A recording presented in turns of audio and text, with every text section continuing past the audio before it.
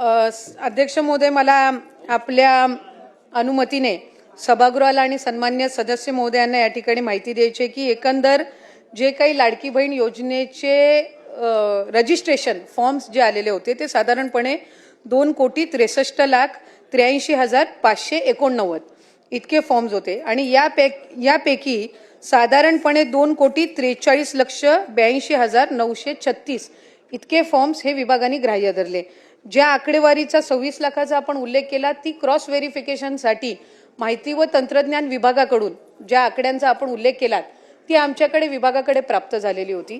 साधारणपणे महिला व बालविकास विभाग म्हणून आणि सर्वच सन्मान्य समोर बसलेले वरिष्ठ सदस्य आहेत, अनेक वर्ष त्यांनी सुद्धा मंत्रिमंडळामध्ये वेगवेगळ्या खात्यांमध्ये काम केलेलं आहे।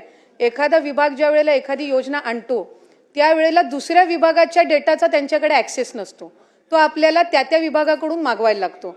उदाहरणार्थ मुख्यमंत्री लाडकी बहीण योजना ही महिला व बालविकास विभागाकडून राबवली जाते। नमो शेतकरी योजनेचे जे लाभार्थी आहेत यांचा लाभाचा डेटा जो आहे तो कृषी विभागाकडे असतो। तो आम्हाला साधारणपणे जानेवारी महिन्यामध्ये प्राप्त झाला आणि त्याच्यात आम्हाला लक्षात आलं की नमो शेतकरी आणि लाडकी बहीण योजनेचे काही कॉमन लाभार्थी आहेत, मग त्याच्यामध्ये त्यांना 1000 नमो शेतकरीचा लाभ मिळतो आणि वर्षे 500 जे आहेत ते लाडकी बहीण योजनेतनं मिळतात। तसंच माहिती व तंत्रज्ञान विभाग असेल, शालेय शिक्षण विभाग असेल, अन्न व नागरी पुरवठा विभाग असेल, अशा वेगवेगळ्या विभागांकडे या संदर्भातली माहिती महिला व बालविकास विभागानेच मागितलेली होती। त्यानुसार माहिती व तंत्रज्ञान विभागाने साधारणपणे 26 लाखाचा डेटा दिला जो आपण या ठिकाणी आता सभागृहासमोर मांडला। या डेटाचं आम्ही पूर्णपणाने क्रॉस व्हेरिफिकेशन केलं। क्रॉस व्हेरिफिकेशन करत असताना साधारणपणे त्या 26 लाखापैकी 4 लाखापर्यंतच डेटा असा होता की ज्याला रिवाइज स्क्रुटिनीची गरज होती।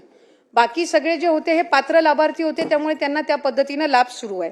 आता आपण जे काही शासकीय ह्यांच्या संदर्भामध्ये आपण विचारलं 8,000 जे आपण बोगस विचारले तर ते 8,000 बोगस नसून ते 8,000 शासकीय कर्मचारी म्हणजे प्राथमिक आरोग्य केंद्रांमध्ये किंवा वेगवेगळ्या शासकीय ज्या काही आपल्या नोकरी असतात त्याच्यामध्ये काम करणारे आणि नियमानुसार ते तशा पद्धतीने लाभ घेऊ शकत नाहीत।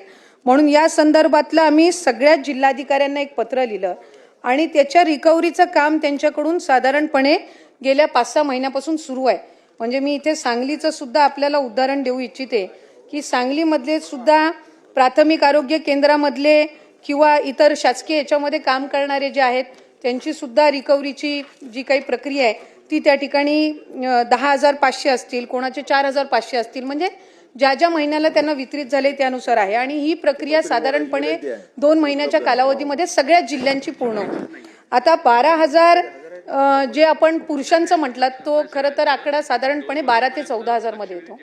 ज्या वेळेला ही योजना सुरू केली त्यावेळेला निदर्शनास आलं की अनेक अशा महिला आहेत ज्यांचं स्वतःचं वैयक्तिक बँक खातं नाहीये, त्यांचा आधार कार्डला त्यांच्या घरातला जो पुरुष असेल, मग वडील असेल, भाऊ असेल किंवा पती असतील, यांच्या अकाउंटवर ते शासकीय योजनांच्या वेगवेगळ्या लाभ घेतात। म्हणजे लाडकी बहीणच नाही पण ह्या व्यतिरिक्त सुद्धा बहुतांशी योजनांचा लाभ हे त्यांच्या घरातले जे पुरुष आहेत त्यांच्या खात्यावरती घेतात।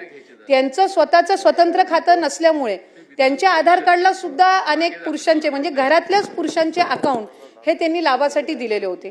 त्यामुळे त्या संदर्भातलं सुद्धा क्रॉस व्हेरिफिकेशन हे आम्ही साधारणपणे केलं आणि त्याच्यामध्ये कुठलीही पात्र महिला लाभापासून वंचित राहता कामा नये या दृष्टिकोनातून ही पावलं उचलत असताना ती 12-13 हजार एकदम आपण वगळून जर त्याच्यातल्या खरंच लाभार्थी आहेत पण त्यांची बँकचं खातं नाही म्हणून घरातल्या पुरुषाचं त्यांनी खातं दिलेलं आहे, यामुळे ते लाभापासून वंचित राहता कामा नये म्हणून त्या संदर्भातली आम्ही क्रॉस व्हेरिफिकेशनची जी प्रोसिजर आहे ही त्या ठिकाणी गेल्या 3-4 महिन्यापासून राबवली। त्याच्यात बऱ्यापैकी अशाही केसेस आम्हाला आढळल्या की त्या खरंच बेनिफिशरी आहेत पण त्यांची अकाउंट त्यावेळेला नसल्यामुळे त्यांच्या घरातल्या यांचे त्यांनी त्या पद्धतीनं दिलेल्या आहेत। त्यामुळे अशा पद्धतीनं प्रक्रिया करत असताना ई-KYC जे आपण सुरू केलं याला साधारणपणे आम्हाला 8 ते 9 महिन्याचा कालावधी ती ई-KYC प्रक्रिया ज्याच्यात 13 बाबी पूर्ण कराव्या लागतात मग ती प्रक्रिया आपल्याला सुरू करता येत असते, तर ती आम्ही सुरू केली आणि ई-KYC झाल्यानंतर याच्यामध्ये आणखीन जो सुरळीतपणा आहे या सगळ्या सबंध लाभार्थ्यांच्या संख्येमध्ये तो आपल्याला पाहायला मिळेल।